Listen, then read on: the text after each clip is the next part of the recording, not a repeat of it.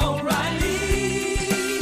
You need parts? O'Reilly Auto Parts has parts. Need them fast? We've got fast. No matter what you need, we have thousands of professional parts people doing their part to make sure you have it.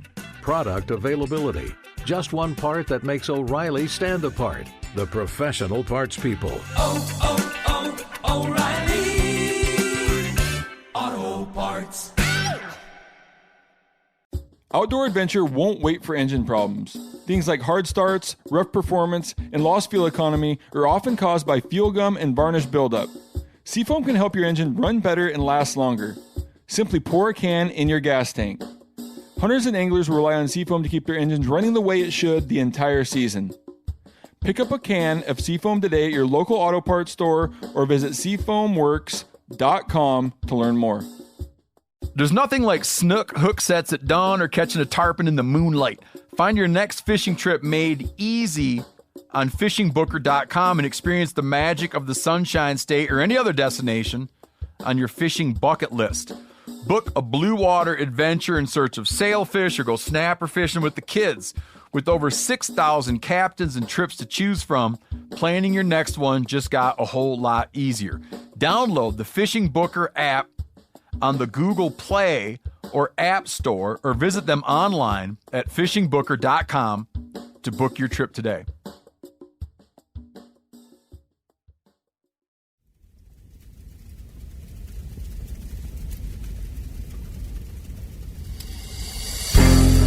As a guide and hunter, I've spent thousands of days in the field. This show is about translating my hard-won experiences into tips and tactics that'll get you closer to your ultimate goal, success in the field. I'm Remi Warren. This is Cutting the Distance.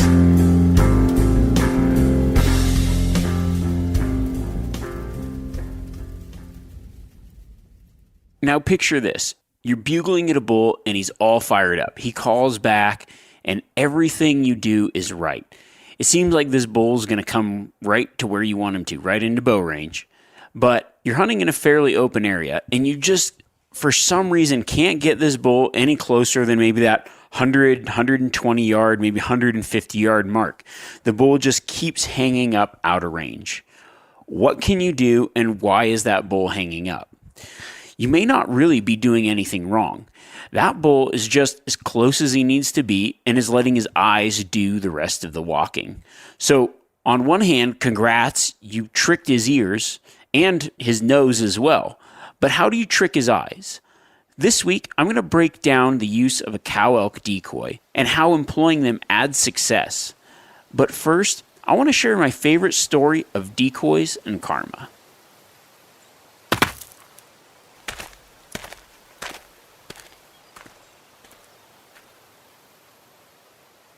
This story takes place in New Mexico, and it was right when these decoys or elk decoys came out. And honestly, when I first saw them come out, I thought, yeah, this is definitely something that I'm going to be able to use effectively, because there were so many times where I thought, if I just had something to show the elk, I could get them to come that further distance on those bulls that just kept hanging up. And so when they first came out, I think it was a Montana elk decoy. It was the first one that I ended up buying. And I bought a couple of them before I headed down to New Mexico to guide. And a couple of the other guides had picked him up as well, because it was like, oh, these things look pretty awesome. They're a little expensive, on a guide's salary, but I thought, man, I'm going to use the shit out of this. So I ended up getting two of them. And when I got down to where I was guiding in New Mexico, a couple of the other guides actually had them as well. In this particular place, we had this piece of private that we could hunt on. And this one week, it was actually an early rifle hunt. So it was like the first week of October, or somewhere in there in October. And the elk were still rutting, but it was just like this really hot week, and they weren't making a lot of sound. And it was fairly difficult because there's a lot of timber around, a lot of oak brush, and some real thick stuff. And then there was this one meadow, like pretty much across from where we were staying. And every freaking night, the elk were just getting in there, and you could just hear them bugling, rutting around, doing their thing. We could see them just after shooting time come out into the meadow and start filing out and feeding out in this meadow. And it was really making me mad. I was thinking, man, there's got to be a way we can get these bulls to come out a little bit earlier. All we need is just a half hour, 10 minutes in some days. Like, we just need them to come out earlier. So we got to talking. I started thinking, hey, why don't we pool all of our decoys together, and I'll create a miniature herd of elk out in this meadow. And then we'll set up and wait. Maybe that will draw them in, because they're clearly hitting the edges of it, but they aren't coming out to where we can shoot, and we don't know exactly where they're going to come out at. But maybe just having some noise and then them seeing the decoys will just draw them out sooner. So everyone's like, yeah, that's a great idea. So I grabbed everyone's decoys, and I think we had like half a dozen, maybe 7 of them, something like that. We get out in the meadow like midday, and we're just going to set up. And I set up all the decoys, and then I made a blind on the one corner. And the way this meadow was is just like a mountain above it. This was down in the valley, and then there was fence on either side. So like barbed wire fence on one side, barbed wire fence on the other side. So it's kind of like a pasture, but it's just a natural meadow. And this particular area wasn't, sometimes you hunt private land and it's just like really good and there's elk everywhere. And this was just a lot of thick timber, and there were a good amount of elk, but could be difficult to get the elk. So figured this would be a good setup where we could just hopefully draw one of these elk out before shooting time ended. So I built a blind on the one side out of some oak brush that I cut, and we just had it all set up.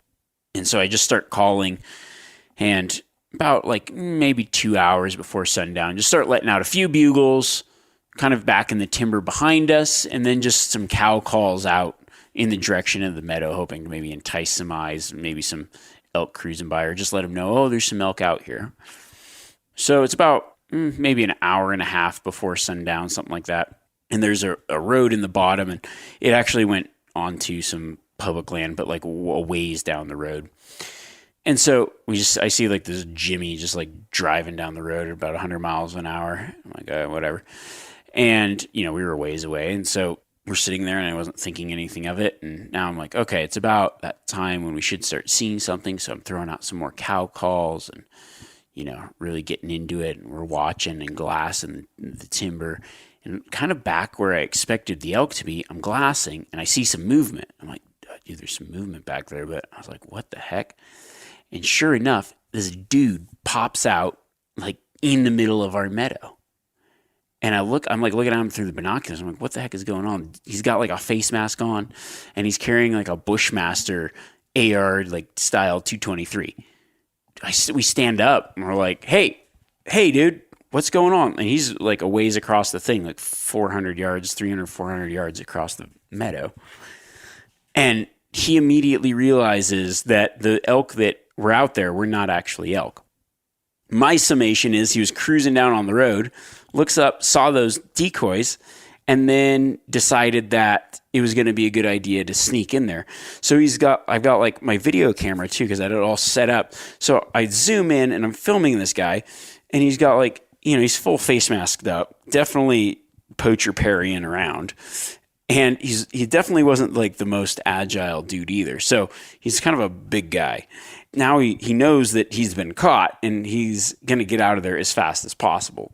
So he goes back to the fence that he came through, and as he's scrambling to get over the fence, his leg gets hung up on the top strand of wire. So he's deciding he's going to go over it, and now his leg's hung up on the top strand of wire as he's like straddling this fence. And then he falls because he's like hung up on it, and he falls over. And as he falls, I don't know how it happened, but the fence catches like his pants in the crotch and rips like the entire ass out of his pants, and he's stuck on the fence, just struggling. And I've got this whole thing on video, just like watching, and we are just rolling. Like the karma just bit this dude. I could tell like through my binoculars, he's bleeding because he's just been completely stuck in this barbed wire fence, like a pretty large guy that was trying to jump, like pretty much jump this fence, is now caught on this fence, ass ripped out of his pants, leg in the air, just struggling. And we are just rolling, laughing. So we're like, whatever. So we get back to camp that night, and clearly no elk came in because we just had some guy like rock through our zone that wasn't supposed to be there, and could have been like a kind of scary scenario, and at this point, elk decoys were pretty new. So we get back to camp that night, and we've got like, every night everybody comes back in and is telling their stories, and we just like played it off, like, don't say anything about what we saw. We're just, so everybody was really curious on how our first decoy session went and if it worked. So like, oh, how'd the decoys go? Everyone figured for sure. They're like, we didn't hear any shots. I'm like, oh, you guys will never believe what we saw come in. Dude, they worked so freaking good.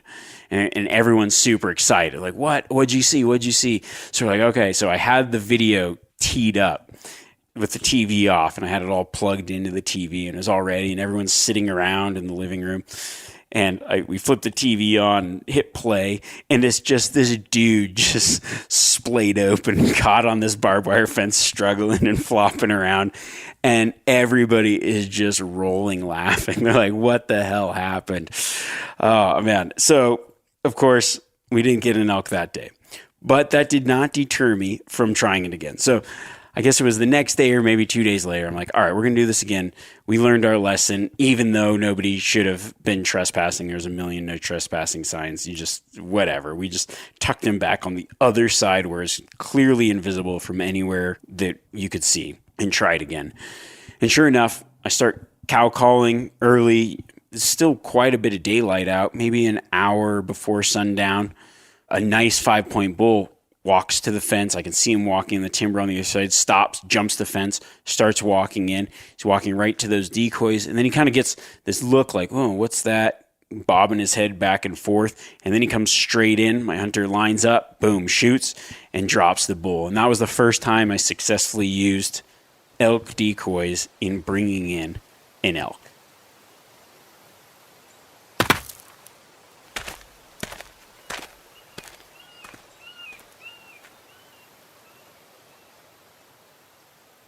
So before we get into the tips, and before you jump all over me saying like, that's so stupid using an elk decoy during a rifle season, I know, sometimes you're thinking, we were in the middle of private land. There shouldn't, you're kind of assuming that people will follow the rules, whatever. And we didn't realize that you could actually see them from anywhere else.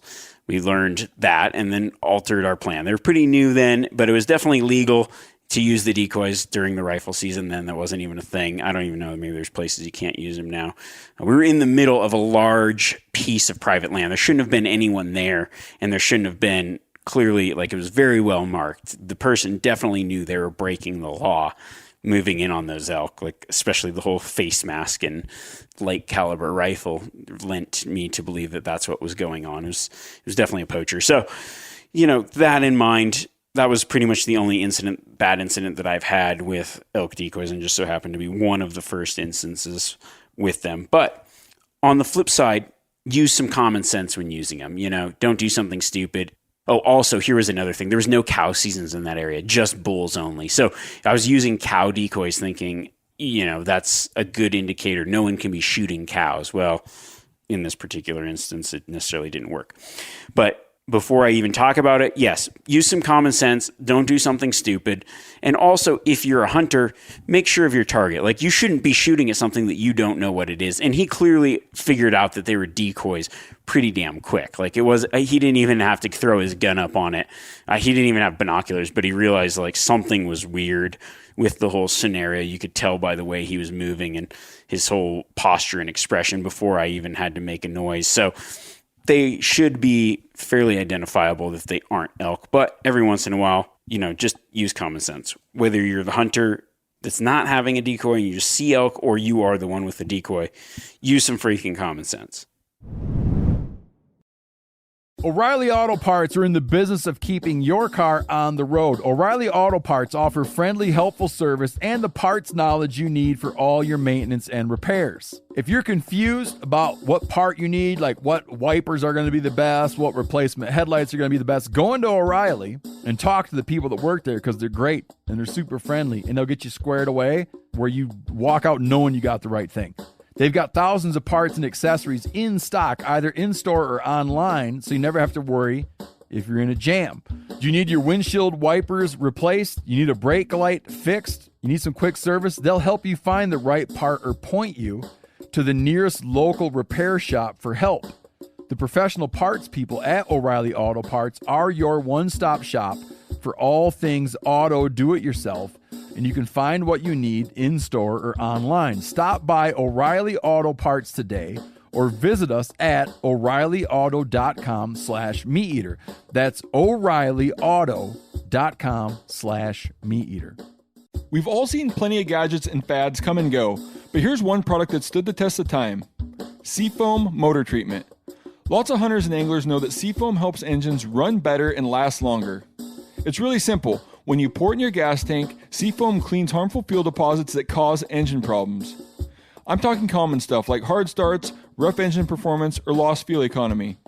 Seafoam is an easy way to prevent or overcome these problems. Just pour a can in your gas tank and let it clean your fuel system.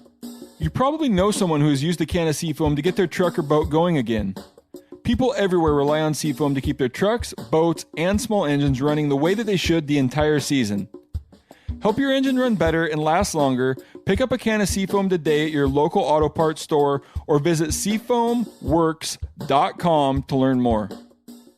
You ever get that feeling you're stuck inside staring at screens and a primal urge kicks in? You crave wide open spaces, fresh air, the chance to connect with the land. Well, maybe it's time to find your own piece of the wild, but searching for property can be a maze. That's where Land.com comes in. They got millions of listings across the country, from mountain ranches to hidden fishing holes. Their search tools are like a seasoned guide helping you narrow down what you want. Land.com isn't just about buying and selling. It's about finding a place to hunt, fish, explore, or simply sit by a campfire and listen to the crickets. So head over to Land.com today to turn one day into today, because trust me, there's nothing quite like the feeling of standing on your own piece of earth. Now we can get into the awesome part, the tips. That was 2 minutes of me explaining safety, which I shouldn't have to do, but you know. So here's the breakdown of using elk decoys. I have 3 ways that I use them and think that they help really well. So in the scenario that I set this whole thing up with, a lot of the time when you've got a bull elk that is being super active, he's bugling, he's responding to your bugles, you see him come out and you're like, why is that bull hanging up at a certain distance? There's some times where you get these certain bulls that just, they hang up and it seems to just be like that, just out of range or just out of being able to sneak in, where there's too many cows, it's too open. And the thing that I factored in out of all those scenarios when that happens is he's either hung up because he has cows or he's hung up because it's open enough that he doesn't have to walk over there and see what's there. I was a real elk in a natural environment, we would show ourselves to each other, yet I'm hiding and not coming to a vantage where I could see him. And he would expect another elk to do the same. So he's doing a check with his eyes and he says, that's not a threat, or nothing interesting.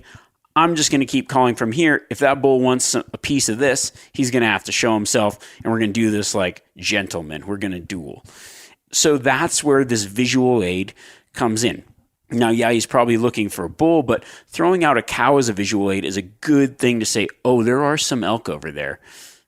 Maybe he's got one of my cows just behind that ridge.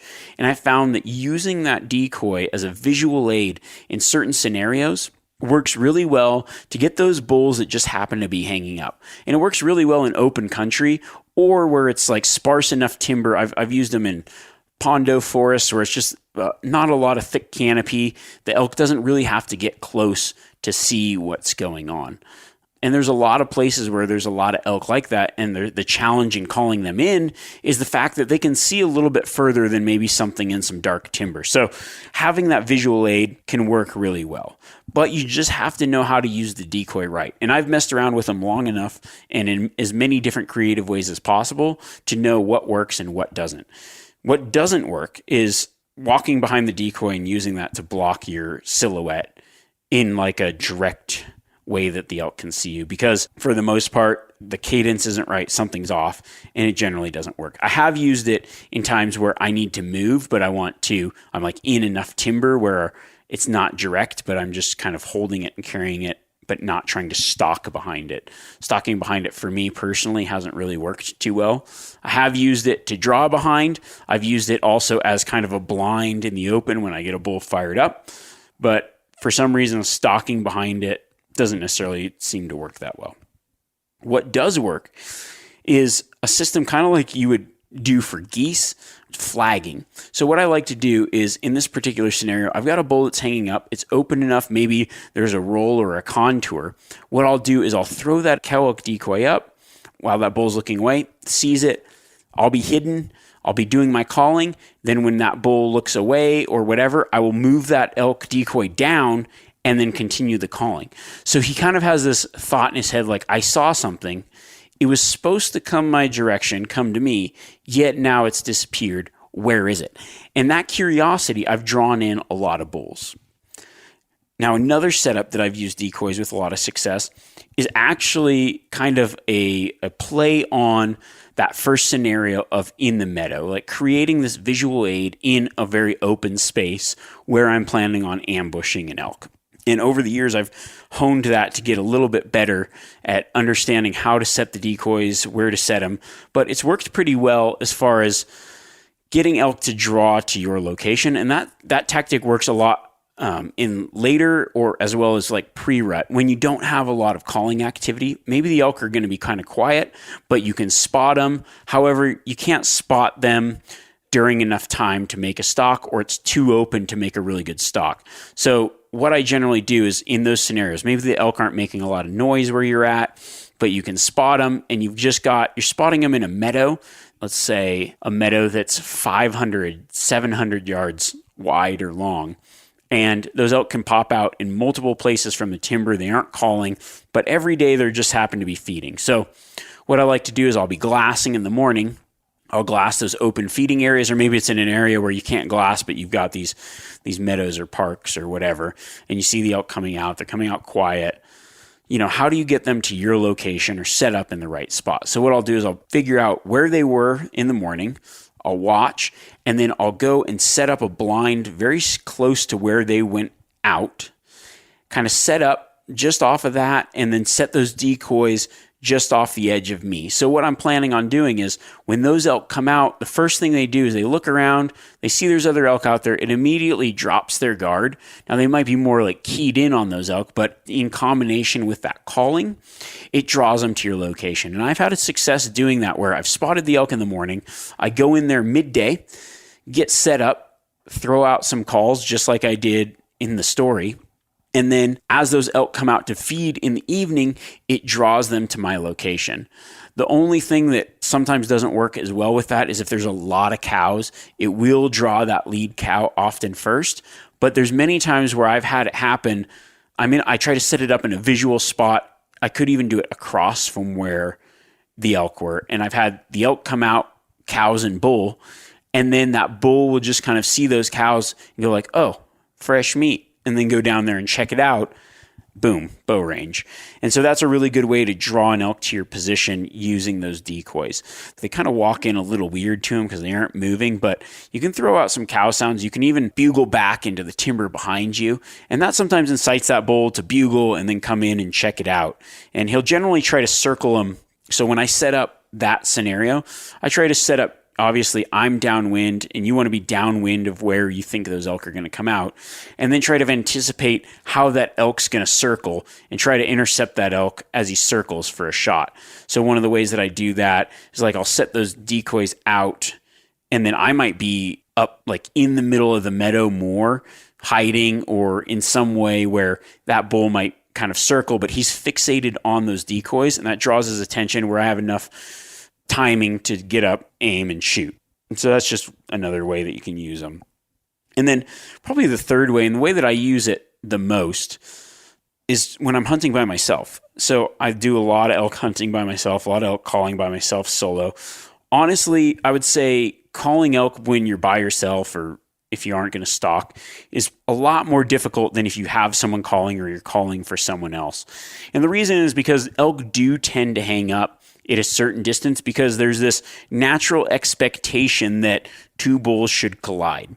And so if you have a guy that can draw back and then the shooter's forward, you're cutting off 20 yards or more of that expectation of that other bull. And as he comes in, he's more looking for that other elk and not necessarily focused on where the shooter is. So you got more opportunity to draw back, to be unseen, and to have a good shot. Where if you're the one calling, he can kind of pinpoint that. And so hunting alone can be difficult and adds this little extra layer of challenge that for a long time for me was hard to figure out how to kind of counteract that. And over the years, I've really developed a lot of different techniques, which maybe some of those will be a different podcast, but using a decoy is definitely one of them. And the reason that is because it fixates the bull's point of attention, as well as gives it a visual cue of something to focus in on. So I'll set up how I would. I'll do my calls like back. I'll set the decoy up, and then I'll move forward into a position where I think the bull is going to come. I think he's going to see that cow decoy, and then I'm in a position where I can either draw and shoot where I expect him to be more unnoticed, or it'll draw him in a good line to where he's going to move into a shooting lane for me. So it's a way to kind of help control the bull, add a visual aid, and distract from you that is the caller / shooter, and lead to a little bit more success that way. When I am using a decoy by myself, I generally don't like to use the stakes as often. I've actually used like clips or punch a hole in one end. I actually think they make some stuff now for this because people have been using this technique for a while, but I have a lot of my decoys, I'll tie paracord on it.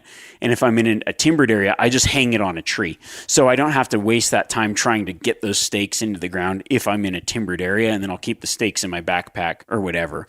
As I'm moving in as well, I kind of use it as a sort of a shield where if a cow's there, I might be able to kind of confuse the cow of, oh, that's just an elk, mew, mew, throw out some calls, and then get out of sight or hunker down or do something where if I get caught moving in, because I found that when you're by yourself, the closer you get to that bull, the more likely you're going to be to get him to come into your setup. And that really is anybody, whether you're by yourself or not.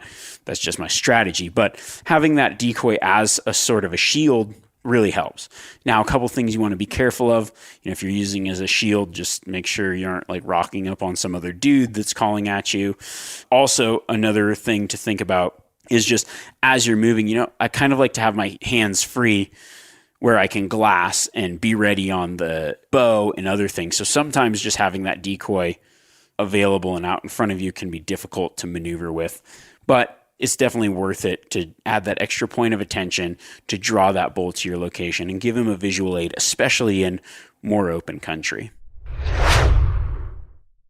I really hope that this kind of deep dive into some aspects of elk hunting helps you out this September, or at least gets your mind thinking on things you can use, things you can utilize. There's so many different strategies, and all those strategies can be employed super effectively in the right scenarios. And just what I want to do is build out this library of understanding these different scenarios and then how to essentially strike from there.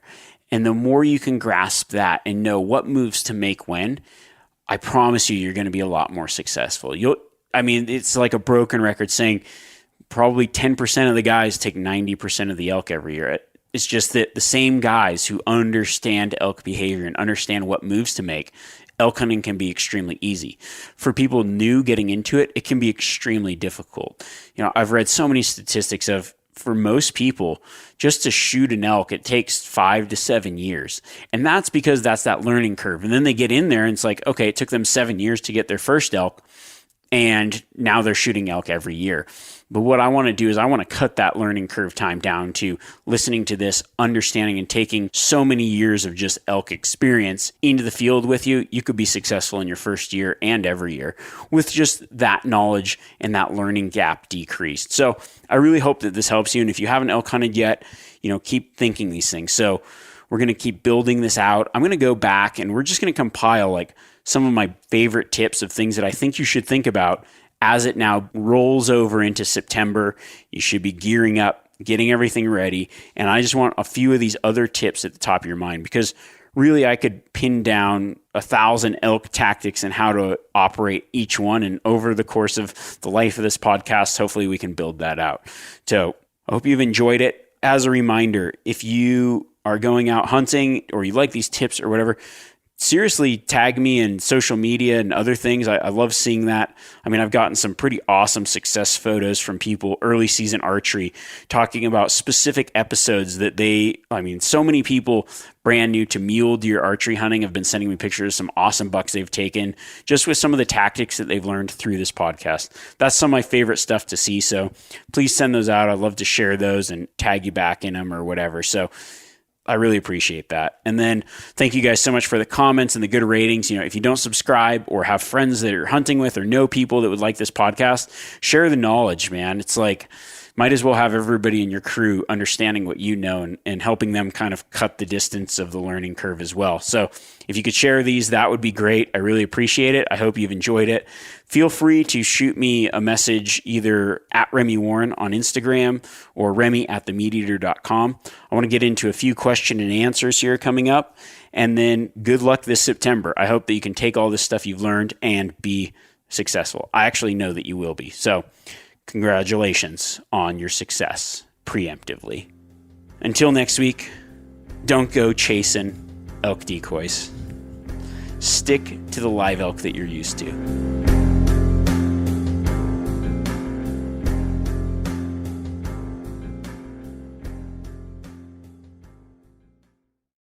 Outdoor adventure won't wait for engine problems. Things like hard starts, rough performance, and lost fuel economy are often caused by fuel gum and varnish buildup. Seafoam can help your engine run better and last longer. Simply pour a can in your gas tank. Hunters and anglers rely on Seafoam to keep their engines running the way it should the entire season. Pick up a can of Seafoam today at your local auto parts store or visit seafoamworks.com to learn more. You ever get that feeling the walls closing in, the concrete jungle suffocating you? You crave some wide open spaces, the chance to connect with nature, maybe in a spot all your own. Well, head over to land.com. They've got ranches, forests, mountains, streams, you name it. Search by acreage. You can search by location. You can search by the kind of hunting and fishing you're dreaming of. Land.com. It is where the adventure begins.